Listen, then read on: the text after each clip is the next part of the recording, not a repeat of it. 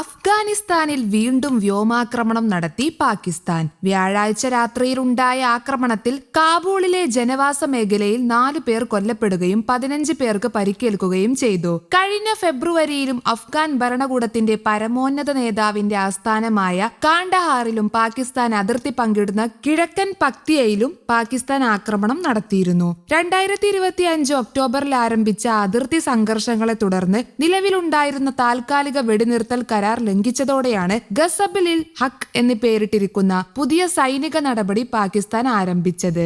അഫ്ഗാനിലെ DDP എന്നറിയപ്പെടുന്ന പാകിസ്ഥാൻ താലിബാൻ ഗ്രൂപ്പിനെ ലക്ഷ്യമിട്ടാണ് സൈന്യം ആക്രമണം നടത്തുന്നതെന്നാണ് പാകിസ്ഥാൻ അവകാശപ്പെടുന്നത്.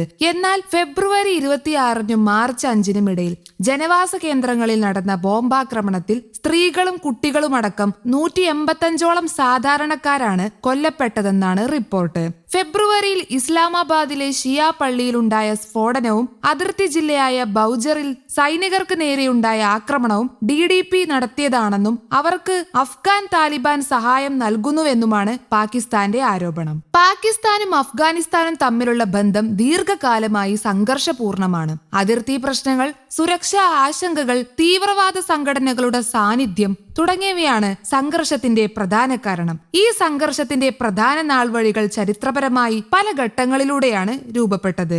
1893-ൽ ബ്രിട്ടീഷിന്റെയും അഫ്ഗാനിസ്ഥാനും തമ്മിൽ ഡ്യൂറൻ ലൈൻ എന്ന അതിർത്തി രേഖ നിർണയിക്കപ്പെട്ടു. പിന്നീട് ഈ രേഖ പാകിസ്ഥാനും അഫ്ഗാനിസ്ഥാനും തമ്മിലുള്ള അതിർത്തിയായി മാറി. എന്നാൽ അഫ്ഗാനിസ്ഥാൻ ഈ രേഖയെ പൂർണ്ണമായി അംഗീകരിച്ചില്ല. ഇതാണ് ഇന്നും തുടരുന്ന അതിർത്തി തർക്കങ്ങളുടെ പ്രധാന കാരണം. 1947-ൽ പാർട്ടീഷൻ ഓഫ് ഇന്ത്യ നടന്നതോടെ പാകിസ്ഥാൻ ഒരു സ്വതന്ത്ര രാജ്യമായി രൂപപ്പെട്ടു. അഫ്ഗാനിസ്ഥാൻ ആദ്യം പാകിസ്ഥാനെ അംഗീകരിക്കാൻ മടിച്ചതോടെ ഇരു രാജ്യങ്ങളും തമ്മിലുള്ള ബന്ധം കടുപ്പമായി. 1979-ൽ സോവിയറ്റ് അഫ്ഗാൻ വാർ ആരംഭിച്ചു. ഈ യുദ്ധകാലത്ത് പാകിസ്ഥാൻ അഫ്ഗാൻ മുജാഹിദീൻ പോരാളികൾക്ക് പിന്തുണ നൽകി. ഇതോടെ പാകിസ്ഥാൻ അഫ്ഗാനിസ്ഥാനിലെ രാഷ്ട്രീയ സംഭവ വികാസങ്ങളിൽ കൂടുതൽ സ്വാധീനം ചെലുത്തി. 2001-ൽ United States of invasion of Afghanistan നടന്നതോടെ അഫ്ഗാനിസ്ഥാനിലെ സുരക്ഷാ സാഹചര്യം വീണ്ടും മാറ്റം കണ്ടു.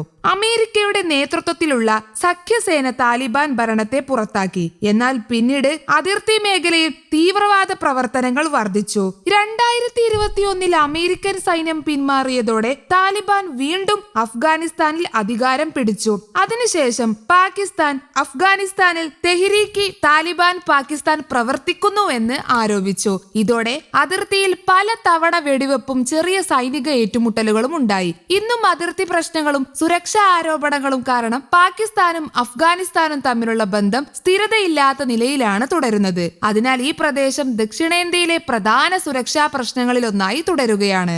2600 കിലോമീറ്റർ നീളമുള്ള തർക്കഭൂമിയായ ഡ്യൂറൻ ലൈൻ അതിർത്തിയെ ചൊല്ലിയുള്ള ദീർഘകാല തർക്കങ്ങൾ നിലനിൽക്കുന്ന പശ്ചാത്തലത്തിൽ തീവ്രവാദ പ്രവർത്തനങ്ങൾ തടയാൻ കാബൂൾ തയ്യാറായില്ലെങ്കിൽ സ്ഥിതിഗതികൾ തുറന്ന യുദ്ധത്തിലേക്ക് നീങ്ങിയേക്കാമെന്നാണ് പാകിസ്ഥാൻ പ്രതിരോധ മന്ത്രി ഖ്വാജ ആസിഫ് മുന്നറിയിപ്പ് നൽകിയിരുന്നത്. തങ്ങളുടെ മണ്ണ് സംരക്ഷിക്കുമെന്ന് അഫ്ഗാൻ പരമോന്നത നേതാവ് ഹിബത്തുള്ള അഖുന്ദ്സാദയും പ്രഖ്യാപിച്ചതോടെ മേഖലയിൽ സമാധാന ചർച്ചകൾ വഴിമുട്ടി നിൽക്കുകയാണ്. News desk, Kerala Kaumudi.